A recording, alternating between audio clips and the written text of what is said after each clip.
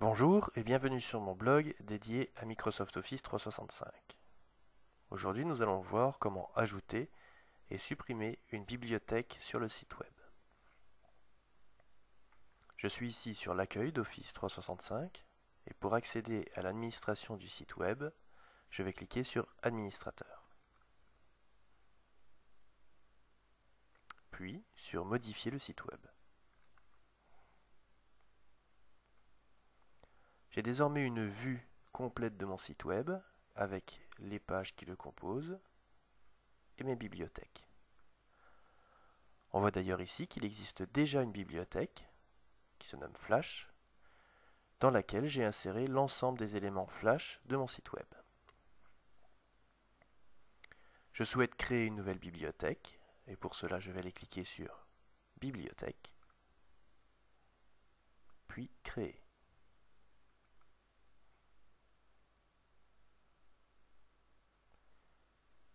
Une nouvelle fenêtre apparaît et elle me permet de choisir l'ensemble des éléments que je peux créer pour mon site web. Dans notre cas, ce sera une bibliothèque de documents. Il me reste à la nommer, par exemple Essai. Si je clique sur Autre option, je vais retrouver l'ensemble des options disponibles pour une bibliothèque de documents partagés sur un site d'équipe. Je ne vais pas revenir sur ces options, puisque nous l'avons déjà abordé dans un précédent tutoriel sur les bibliothèques de documents partagés pour les sites d'équipe. Je vais créer ma bibliothèque. Un message d'erreur apparaît. N'en tenez pas compte, il est en cours de résolution auprès de Microsoft. Cliquez simplement sur Précédent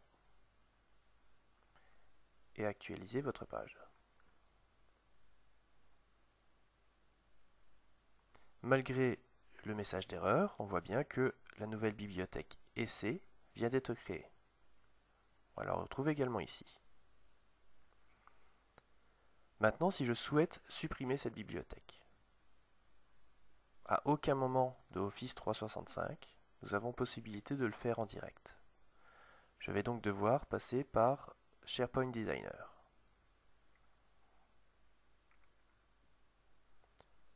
Je vais ouvrir mon site.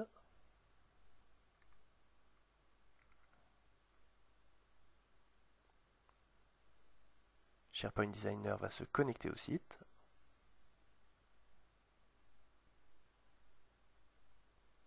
Voilà, je suis donc désormais connecté à mon site via SharePoint Designer. En cliquant sur Liste et bibliothèques,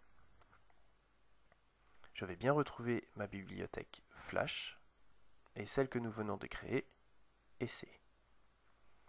Pour la supprimer, je peux faire un clic droit et supprimer. Ou simplement la sélectionner et cliquer sur Supprimer. Je valide. Elle a bien disparu désormais de SharePoint Designer.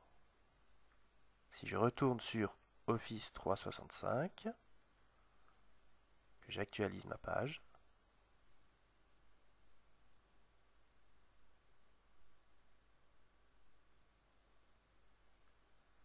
elle a également disparu.